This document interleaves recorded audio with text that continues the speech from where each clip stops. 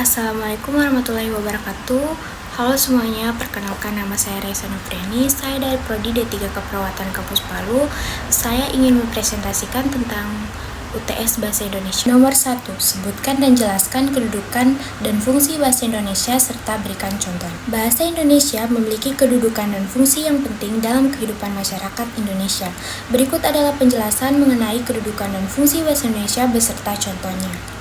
Kedudukan bahasa Indonesia, bahasa resmi negara.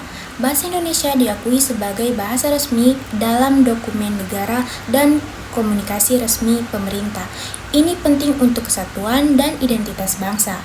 Contoh, semua undang-undang, peraturan, dan dokumen resmi pemerintah ditulis dalam bahasa Indonesia. Bahasa persatuan, mengingat Indonesia terdiri dari berbagai suku dan bahasa daerah, bahasa Indonesia berfungsi sebagai alat komunikasi antar budaya yang menyatukan bangsa. Contoh, dalam acara nasional seperti peringatan Hari Kemerdekaan, bahasa Indonesia digunakan untuk menyampaikan pidato dan informasi kepada semua lapisan masyarakat. Fungsi bahasa Indonesia. Fungsi komunikatif. Bahasa Indonesia digunakan untuk berkomunikasi dalam kehidupan sehari-hari, baik lisan maupun tulisan. Contoh, dialog antara teman, surat menyurat, atau komunikasi di media sosial. Fungsi pendidikan. Bahasa Indonesia berfungsi sebagai medium pengajaran di sekolah dari tingkat dasar hingga perguruan tinggi. Contoh, pelajaran bahasa Indonesia di sekolah dasar yang mengajarkan membaca, menulis, dan berkomunikasi dengan baik. Fungsi kultural. Bahasa Indonesia menjadi sarana untuk mengungkapkan budaya, tradisi, dan nilai-nilai masyarakat. Contoh, puisi, lagu, dan karya sastra yang ditulis dalam bahasa Indonesia yang mencerminkan budaya Indonesia. Fungsi administratif. Digunakan dalam administrasi, pemerintah, organisasi, dan bisnis. Contoh seperti surat resmi, laporan, dan dokumen penting yang harus menggunakan bahasa Indonesia untuk kejelasan dan keseragaman. Kesimpulannya, bahasa Indonesia memiliki peran yang sangat vital dalam berbagai aspek kehidupan masyarakat melalui komunikasi sehari-hari, pendidikan, hingga pengelolaan pemerintahan. Dengan kedudukan yang jelas dan fungsi yang beragam, bahasa Indonesia terus memperkuat persatuan dan identitas bangsa. Soal nomor 2. Jelaskan pengertian ragam bahasa Indonesia dan berikan masing-masing contohnya. Ragam bahasa Indonesia merujuk pada variasi penggunaan bahasa yang muncul berdasarkan konteks, tujuan, dan situasi tertentu. Ragam bahasa dapat dibedakan menjadi beberapa jenis, antara lain ragam formal digunakan dalam situasi resmi seperti di sekolah, dalam dokumen resmi, atau saat berbicara di depan umum. Contoh, kami mengundang Anda untuk menghadiri acara seminar yang akan diselenggarakan pada tanggal 10 Oktober. Ragam non-formal, yaitu digunakan dalam situasi sehari-hari atau di antara teman-teman dengan gaya yang lebih santai. Contohnya kayak, kamu mau ikut ke acara ini enggak? Kalau untuk ragam dialek, contohnya itu seperti variasi bahasa yang muncul berdasarkan daerah atau lokasi. Setiap daerah di Indonesia memiliki dialek yang khas. Contohnya seperti dialek Betawi yang menggunakan kata gue untuk saya, dan untuk ragam ilmiahnya digunakan dalam tulisan atau pembicaraan yang berkaitan dengan ilmu pengetahuan dan akademis. Contoh, penelitian ini menunjukkan adanya korelasi antara pola makan dan kesehatan. Dan ragam sastra digunakan dalam karya sastra yang biasanya memiliki gaya bahasa yang khas dan kaya imaji. Contoh, di bawah sinar bulan, bayang-bayang pepohonan menari lembut. Itu adalah contoh ragam sastra. Ragam colloquial. Bahasa yang digunakan dalam percakapan sehari-hari yang lebih kasual seringkali mengandung istilah gaul. Contoh, gimana kabarnya? Asik banget ya akhir pekan kemarin. Setiap ragam bahasa memiliki fungsi dan tujuan tertentu, mencerminkan konteks sosial dan budaya penggunaannya. Nomor 3. Jelaskan apa itu ejaan dan tanda baca dan berikan masing-masing contohnya.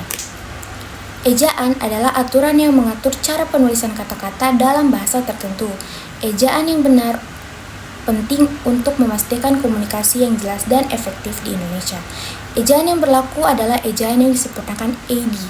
Tanda baca adalah simbol yang digunakan dalam tulisan untuk membantu pembaca memahami struktur dan intonasi kalimat. Tanda baca berfungsi untuk memisahkan ide, menunjukkan jeda, dan mengklarifikasikan makna. Berikut adalah contoh tanda bacanya, yaitu titik untuk menandai akhir kalimat, koma menandai jeda dalam kalimat atau memisahkan unsur-unsur dalam daftar, tanda tanya menunjukkan kalimat tanya, tanda seru menyatakan perasaan kuat atau perintah, titik 2 menunjukkan bahwa apa yang akan disebutkan berikut adalah penjelasan atau contoh. Tanda petik menandai kutipan atau dialog.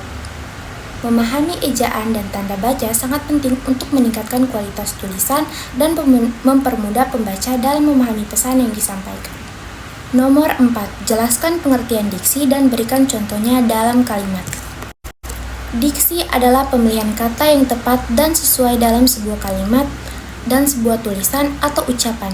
Diksi berperan penting dalam membentuk makna, nuansa, dan gaya bahasa. Pilihan kata yang tepat dapat meningkatkan kejelasan dan daya tarik sebuah teks. Contoh diksi dalam kalimat. Untuk diksi formal seperti, sebagai mahasiswa Anda diharapkan untuk selalu menghormati dosen dan mengikuti peraturan yang berlaku. Dan untuk diksi kasual, yaitu, kamu harus lebih menghargai dosen dan ikuti aturannya ya. Dan untuk diksi sastranya seperti, sinar rembulan menembus celah-celah dedaunan, menciptakan tarian cahaya yang magis di malam hari.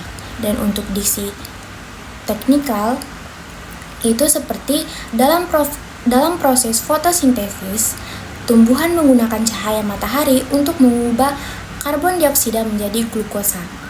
Pemilihan diksi yang sesuai memberikan efek tertentu dan menciptakan nuansa yang diinginkan dalam tulisan atau pembicaraannya. Nomor 5. Berikan contoh seperti apa itu kalimat efektif dan jelaskan pengertiannya. Kalimat efektif adalah kalimat yang jelas, padat, dan langsung menggunakan maksud tanpa kata-kata yang berlebihan. Kalimat ini biasanya memiliki struktur yang baik dan mudah dipahami oleh pembaca atau pendengar. Pengertian kalimat efektif memiliki beberapa ciri antara lain: kejelasan, menggunakan kata yang tepat dan tidak ambigu; kesatuan, menyampaikan satu ide atau gagasan dengan jelas; kepaduan, menghindari pergaulan yang tidak perlu; keringkasan, menimalikan penggunaan kata-kata yang tidak perlu. Contoh kalimat efektif: sebelum saya merasa bahwa saya harus melakukan kegiatan tersebut demi kepentingan kelompok. Sesudah, saya harus melakukan kegiatan itu demi kepentingan kelompok. Sebelum, karena hujan turun dengan sangat lebat, kami tidak dapat melanjutkan perjalanan kami ke pantai. Sesudah, hujan lebat membuat kami tidak dapat melanjutkan perjalanan ke pantai. Sebelum, ada banyak orang yang datang untuk menghadiri acara tersebut. Sesudah, banyak orang datang menghadiri acara itu. Kalimat efektif membantu komunikasi menjadi lebih efisien dan menghindari kebingungan sehingga pesan dapat disampaikan dengan lebih baik. Nomor 6. Jelaskan pengertian paragraf dan jelaskan pula pengertian paragraf deskripsi, eksposisi, narasi, argumentasi, dan persuasi. Pengertian paragraf. Paragraf adalah sekumpulan kalimat yang terorganisir dan berkaitan yang membahas satu ide utama atau tema tertentu. Paragraf biasanya dimulai dengan kalimat topik, diikuti oleh kalimat-kalimat penjelas dan ditutup dengan kalimat penutup. Jenis-jenis paragraf. Paragraf deskripsi. Paragraf deskripsi bertujuan untuk menggambarkan suatu objek atau suasana dengan detail yang kaya, sehingga pembaca dapat membayangkan apa yang dijelaskan. Paragraf ini sering menggunakan kata sifat dan frasa sensorik. Paragraf eksposisi. Paragraf eksposisi bertujuan untuk menjelaskan atau menginformasikan suatu ide atau konsep paragraf. Ini menyajikan fakta, data, dan argumen yang jelas dan logis tanpa mencampurkan opini pribadi. Paragraf narasi. Paragraf narasi menceritakan suatu peristiwa atau pengalaman dalam urutan waktu. Paragraf ini seringkali mengandung elemen cerita seperti tokoh, latar, dan plot untuk menarik perhatian pembaca. Paragraf argumentasi. Paragraf argumentasi bertujuan untuk meyakinkan pembaca tentang suatu pendapat atau posisi. Paragraf ini menyajikan argumen yang didukung oleh bukti dan alasan yang logis. Paragraf persuasi. Paragraf persuasi bertujuan untuk membujuk pembaca agar mengambil tindakan atau mengubah pandangan. Berbeda dengan paragraf argumentasi. Paragraf ini lebih fokus pada emosi dan keyakinan yang mempengaruhi pembaca. Setiap jenis paragraf memiliki tujuan dan struktur yang berbeda, sehingga penggunaan yang tepat akan meningkatkan kejelasan dan efektivitas komunikasi. Baik, sekian presentasi dari saya.